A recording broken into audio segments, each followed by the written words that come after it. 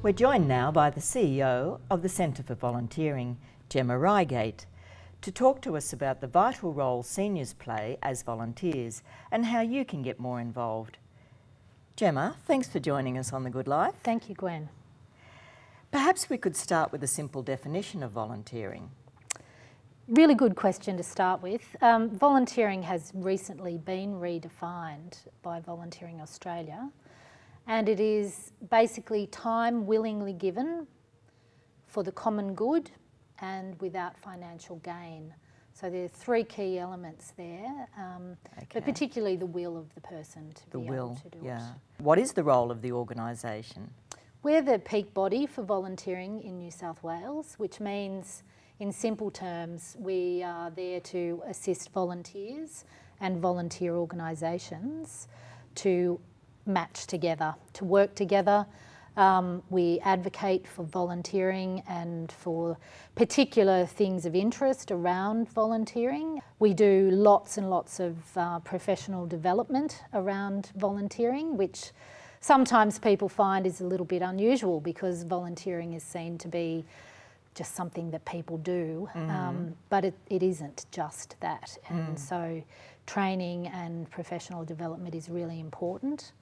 And we also spend a lot of our time acknowledging the work of volunteers and the organisations with whom they work. What is the contribution of volunteering to New South Wales? It's huge. It is estimated on very conservative measurement at around about $5 billion worth of effort, and that's conservative. We actually believe that it could be 4 times as much as that.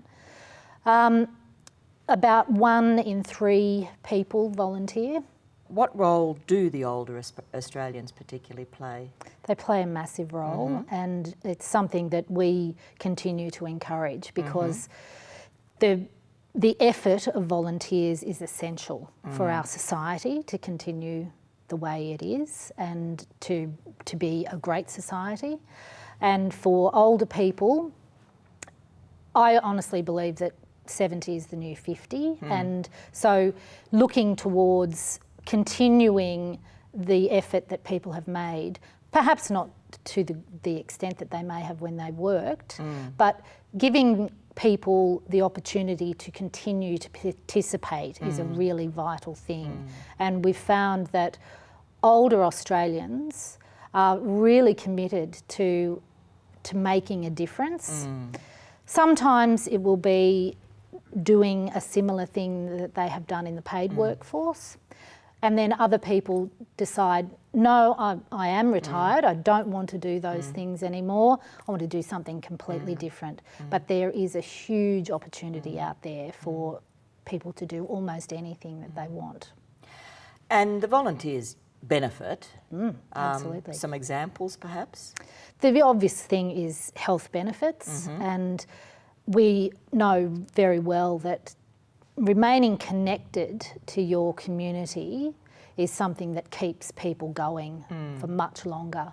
So isolation is one of the worst things. So volunteering provides that opportunity to be connected, to make new friends, to retain old friends. So health is a really key thing.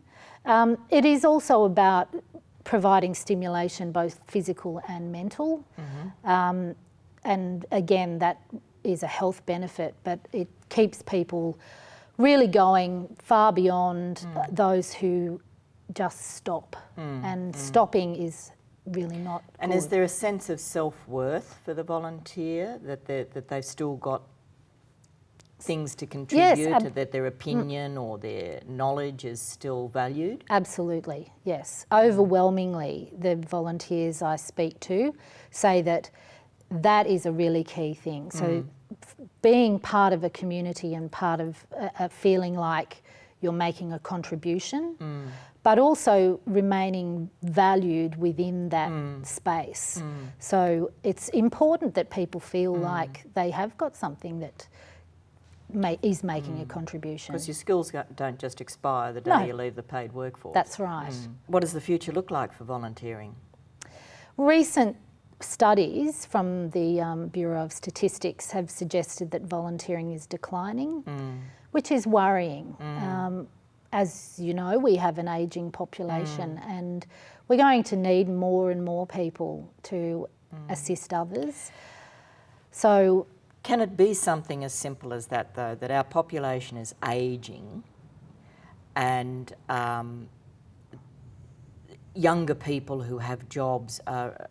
Everybody's so busy these days that that pool of people who might have had the mindset of volunteering is diminishing because they're becoming people who need assistance themselves. People are reporting that they're time poor, and that goes across all age groups as well. Even retired people are time poor. Tell me about it. I think what we have to do, we all as a society, have to make it easier for people to volunteer. Don't put obstacles in the way and remove some if we can, so that people are able to do the things that they want to do. We know that people want to volunteer. They absolutely do. It is that difficulty with the time that they have. So creating opportunities for people to do things differently, not have to physically go somewhere every week to do the volunteering activity. We can make different ways for people to be able to engage in that way and stay connected and make that contribution that they want to. So, for our viewers' benefit, are there some? Can you talk about some ways that they can volunteer? As I said before, there are almost as many opportunities for volunteering as people have imagination. So I would suggest to the viewers, if they have a particular love of something, it might be a leisure activity or not. It could be a skilled, something that they have taken from their workplace and are now not practicing that anymore, that they contact their local volunteer centre to find out what roles are available. And you will find that there are so many different opportunities. It really is just about saying, gee, I think I'd like to go and read books at the local library. All right, Gemma, well, that's really fabulous. Thanks, really Gwen. Food for thought. Great. Thank you very much.